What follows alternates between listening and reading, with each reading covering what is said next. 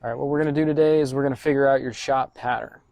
And we're going to use a whiteboard here. You can certainly use a piece of paper at home if you're helping your junior golfer on the range, but we're going to use a whiteboard. All you need to do is draw a straight line down your piece of paper. Welcome to my journey.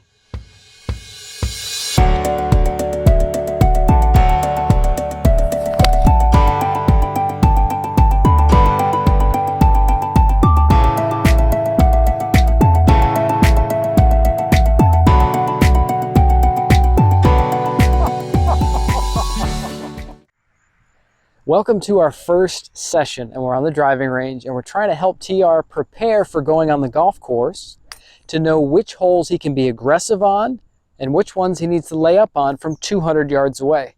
For those of you unfamiliar with Operation 36, he's at Division 5, and from there he plays every hole from 200 yards away and tries to shoot 36 or better. We're trying to prepare him today to learn about his shot pattern, how wide it is, and if it's centered, so when he goes on the course, we can prepare to know which holes to be aggressive on and which ones to lay up on. Ooh, that was a good one, huh? Yep. All right, come on over. Good shot. Thank you. All right, what we're going to do today is we're going to figure out your shot pattern. And we're going to use a whiteboard here. You can certainly use a piece of paper at home if you're helping your junior golfer on the range, but we're going to use a whiteboard. All you need to do is draw a straight line down your piece of paper, and he's going to hit an even number of golf balls. So we're going to have you hit 6 today. You could hit 10, you could hit 20. We're just going to have him do 6. And after each ball, we're going to mark where the ball ends up, either right of his target or left of his target. And you're going to mark that down on your piece of paper if you're at home and you want to do this. What this does is this helps us understand if he has centered his pattern. So to center your pattern, you'd have the same number on one side versus the other. So you'd have 3 and 3. Okay, if you had 6 on the right, 0 on the left, it wouldn't be centered. Does that make sense? Yes. Okay. The next thing we need to figure out is your width. And we're going to see from your furthest right ball to your furthest left ball to figure out which holes we can be aggressive on and which holes we need to lay up on. What is the advantage, do you think, of being able to hit 3-wood close to the hole from 200 yards away versus laying up? Well, the closest you hit it to the green, the easier the next shot will be. Very good. And I think that's just that, knowing that and knowing what your width is and centering that is going to give him a significant advantage when he goes on the course and plays on the course to try to beat 200 yards. So let's tee up 6. Let's hit 6 3-woods. Okay.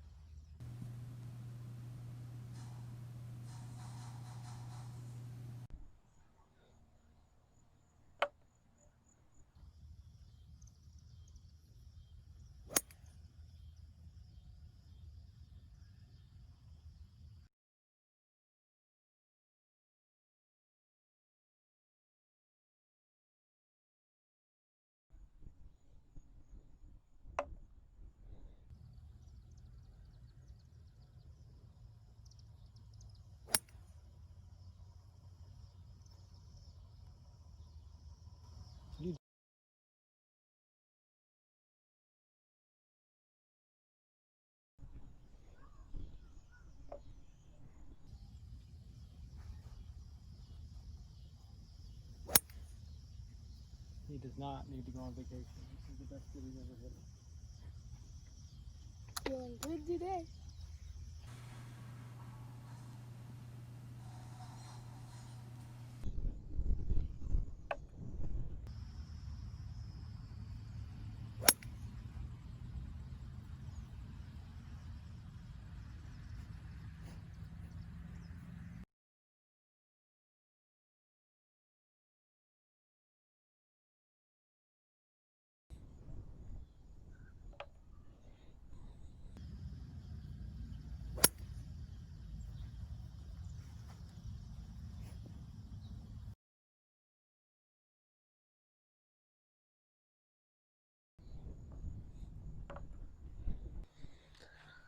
All right, let's come on over to the whiteboard.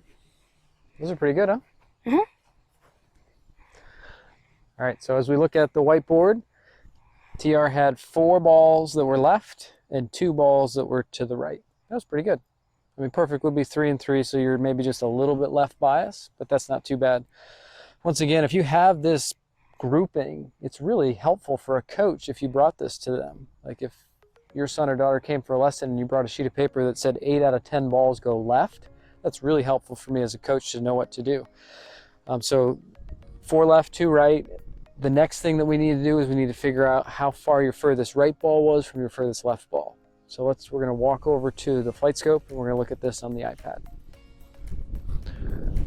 All right, so if we look at your grouping here, same thing we saw on the whiteboard, right? 4 left and 2 to the right. Yes. Right. And now let's look at the lateral of these. So your furthest right ball is what we're going to try to find. So which one was your furthest right ball? It has the R on it. 31.7. Very good. And then your furthest left ball?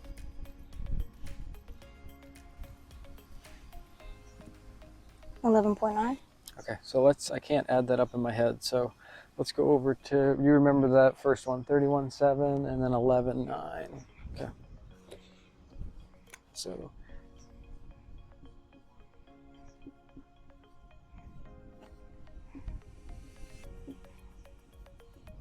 okay, so your width from your furthest right ball to your furthest left ball was 43.6 yards. That's really good. Okay, the standard that we typically use is 65 yards of width for tee shots, and that comes from Scott Fawcett and Decade Golf. Shout out to Scott. Some great information on course management. We always use this number, and that's the number we'll use on the course. Okay, so we need to make sure when we pick the holes that we hit 3-wood that you have at least 65 yards of freedom between each hazard on each side of the fairway. And if you don't, we can't hit 3-wood and we need to lay up. But if you do, then we need to go for it. Okay. Does that make sense?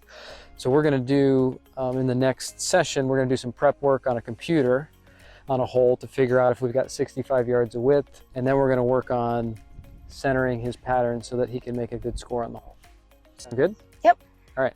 In the last segment of this session, we're going to figure out how we can center this pattern and try to go 3 and 3. So maybe figure out why these went to the left. Okay, to learn that we need to go over the flight scope. So let's go look at the flight scope data. So here we have one of your shots it was a good shot. I mean, you hit it 150 yards, right? 148.4. That's a pretty good one, wasn't it? Yep. It went a little bit to the left. And the reason it went a little bit to the left is that the club face was 0.9 degrees to the right of the target. Where is your club face? If somebody didn't know where the club face was and you had to point to it, okay, perfect. So in your case, with your swing, your club face needs to be pointed more to the right at impact for your ball to curve into the target instead of going to the left. That make sense? Yes. So let's do an experiment. You like experiments? Yes. Okay. On this experiment, I want you to set up with the club face just a little bit to the right of the telephone pole at setup. And let's see if we can get this ball to start just a little bit to the right. Can we try that? Yeah. Okay. Tee one up. And let's set the club face a little bit to the right at setup. Let's see what we get.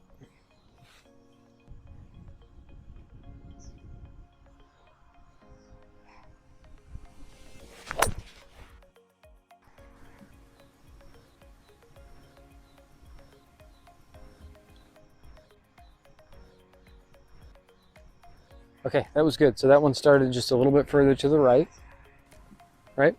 Yes. And on this next one, let's do an experiment where the club face is really far to the right. Okay? So like aim that club face really far to the right. Can you do that maybe over by that telephone pole? Yeah. Okay. Let's see one. This one's going in the road. Just aim far to the right with the face. This would be if you wanted to make sure the ball didn't go to the left. With your golf swing, you would aim the face to the right.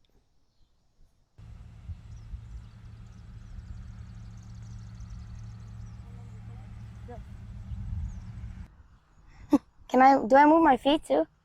No, don't move your feet. Keep your feet somewhat at the telephone pole. There you go. And the face to the right.